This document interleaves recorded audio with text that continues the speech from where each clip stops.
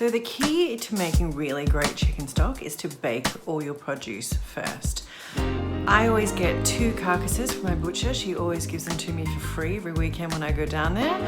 And I just get celery, carrots, onions, lots of garlic. I always put lots of garlic in my chicken stock. And turnips and parsnips and things like that.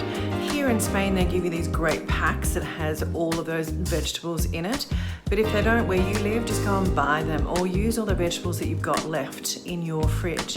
But essentials are carrot, onion, garlic, celery. Everything on top of that is just a bonus.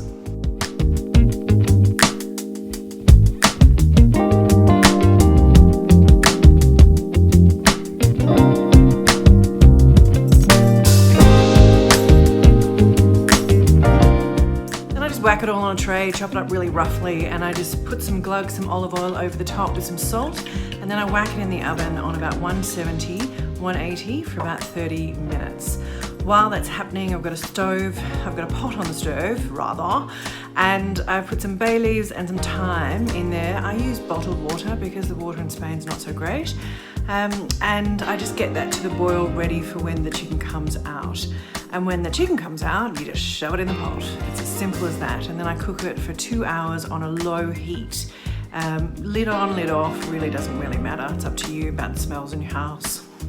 The reason why you want to bake it in the oven before you put it into the water is the caramelization of all of the carcass, the vegetables and garlic, really brings a depth of flavor. And you see the chicken stock go really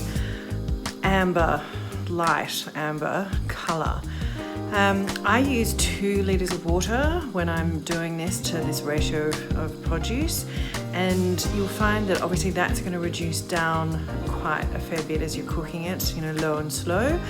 And then I let that cool down completely, and then I drain it.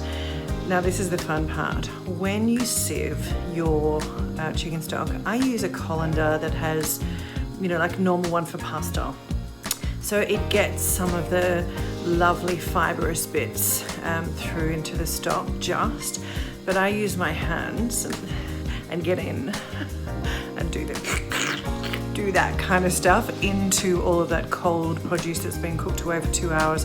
And so really draw out the garlic, really draw out the essence from the carrot and the onion and all those yummy things that really make the flavor of the chicken stock. So get your hands in, people. This is the fun part of cooking. And if you want to add things like ginger in it, if you're thinking about using it for something Asian, go ahead. This is where you can play with things. I also like to add some orange peel to mine at the end and a few pink peppercorns because I think that just gives it a really nice aromat as well. But again, up to you what you want to use it for, whether it's a soup, a sauce, or a gravy, or a broth. You can play with it.